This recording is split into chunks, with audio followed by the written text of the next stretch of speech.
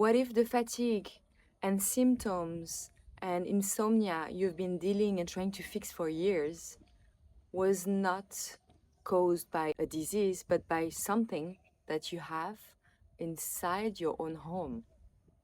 Today we're speaking about mold exposure, but not mold exposure in your space, but in your body. How mold exposure is affecting your body.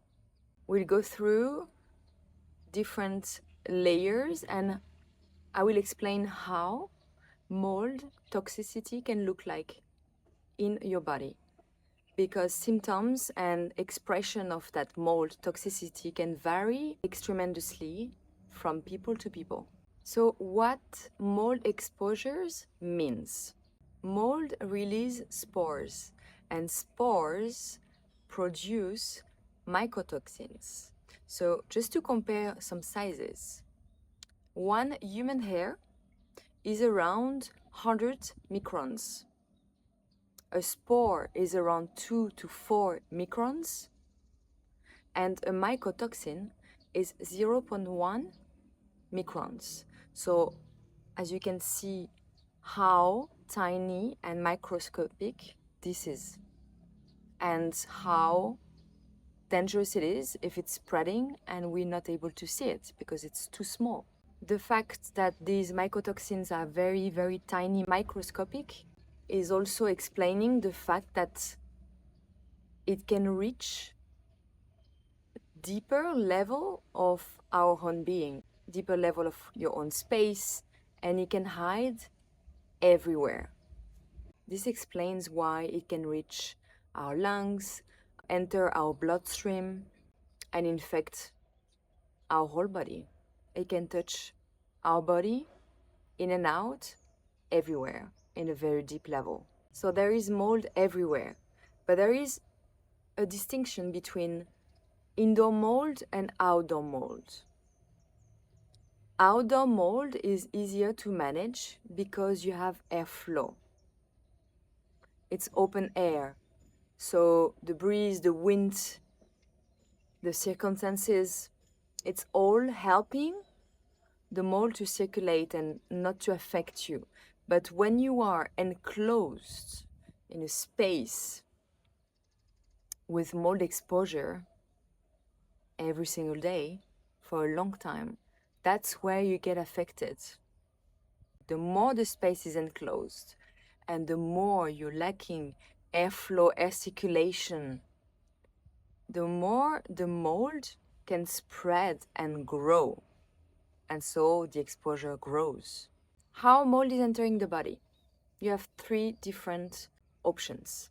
So mold can enter the body through inhalation. It can enter the body also with the food contamination, because you have some food that contains mold. If I can give you some example, I would say peanuts, or I would say coffee. That's why you need to make sure of the source of your food. Make sure it has been mold tested, and make sure also you keep it in the safest environment for what it is, coffee or something else. And the third one is skin contact, if you're in contact with the mold. But the biggest one is through your breath, when you inhale, because these mycotoxins are just entering your body through this door that you have here. So why mold is affecting so many systems? We have many systems, right, in our body. We are made of many systems. So why mold is able to reach all these systems, and how? What can it do? So mold is usually creating oxidative stress. It's also disrupting the brain and body barrier.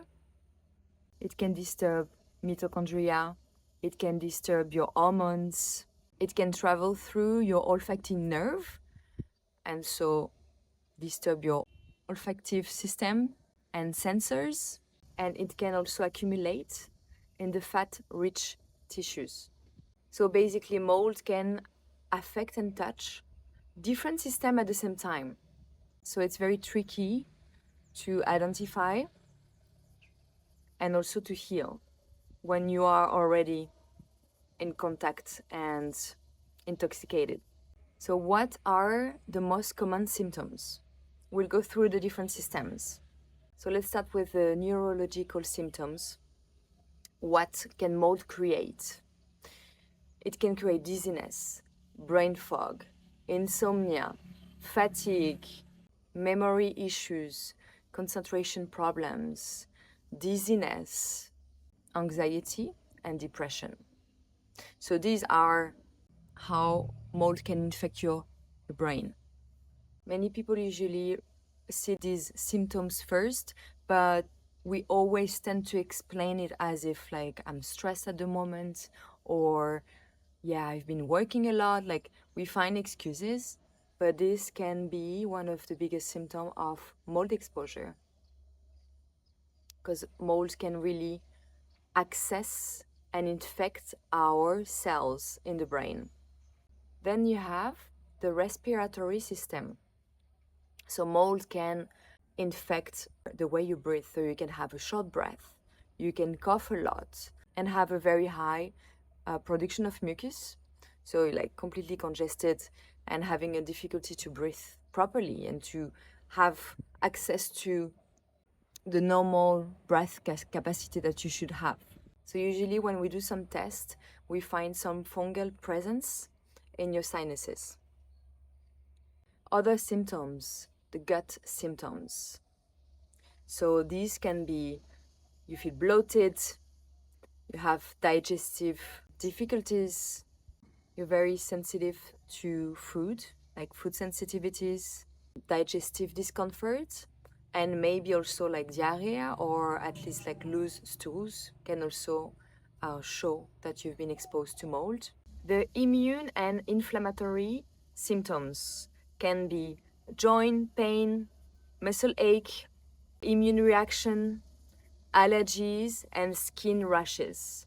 So it's basically kind of connected with the respiratory system where we have like a high production of mucus. This is an inflammatory reaction, inflammation in the body. Then you have the hormonal symptoms. So mycotoxin can also reach and disrupt your hormones. So it can lead to low testosterone, and it can also lead to menstrual irregularities and hormone difficulties. Like some mycotoxins are very hormone disrupting, and this can lead to low testosterone for the man or a very high fatigue connected to hormone imbalance, and also like very high pain for the woman when we have our periods. And it can also disrupt the cycle, like your cycle is not in sync anymore. This also can be a symptom of mold exposure. So why mold is often missed? So first of all, mold mimic other disease. And for example, an allergic reaction can be caused by a cat or exposure to dust, or there are a lot of factors to allergies or factor that could explain an allergic reaction or histamine disruptor.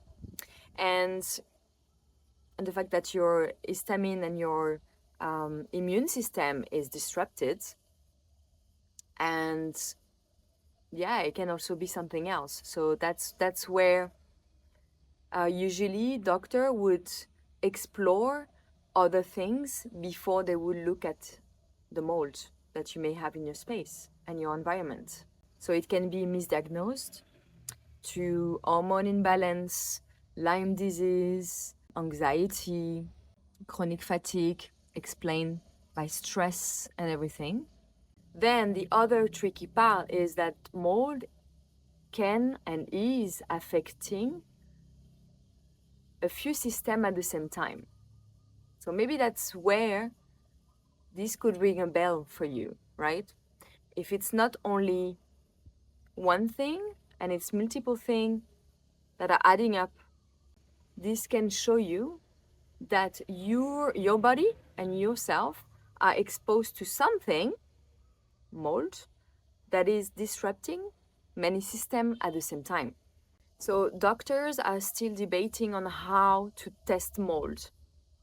It's still a little tricky and in exploration right now, where like how to make the difference between a food allergy, allergic to an animal, or allergic because you're exposed to mold. So that's where we are also actor in our own healing, in the sense of like we need to observe.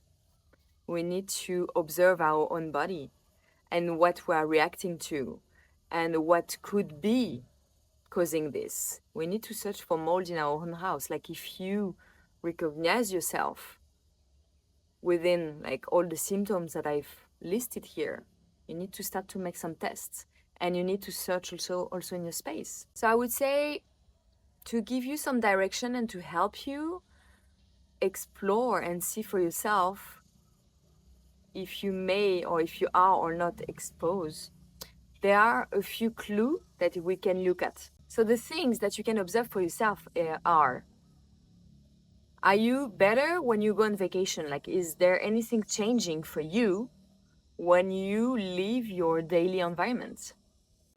Are you triggered when you enter certain buildings? Do you see a difference when you're indoors, outdoor? Like, I guess when you are inflamed and when you have an allergic reaction and when you're like, yeah, when something is happening, when you have brain fog all the time in your space and as soon as you go out, it stops. These are signs. And I would say they are the biggest clue.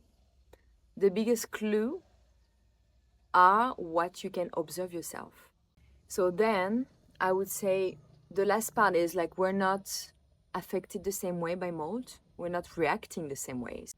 Some people will react significantly, so you will have symptoms right away and you can right away know that there is something wrong. But some people will not have any of the symptoms I've listed and I've talked about before, but they will have bigger health issues, like more serious ones. So that's also something that you need to be aware of. There is no one manual to follow, one symptom, and one solution. So I invite you to watch my previous video, which was about mold in your environment and how to prevent it. Like basically how to create an environment that is mold unfriendly. So you need to work on two things. You need to work on your environment and on yourself. But if you have symptoms, first improve your environment and automatically your health will improve. So the goal of this video is not to create fear, but awareness.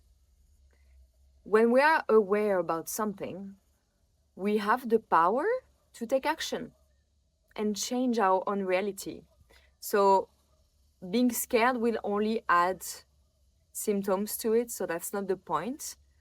But as soon as you're aware, you have the power to change your own reality. So I hope this was helpful for you. And if you recognize yourself in these symptoms, I invite you to take action for your own sake. Take care of yourself. If you're willing to improve your health and biohack your life for a better being, a better life, I invite you to hit the button below to follow for more videos.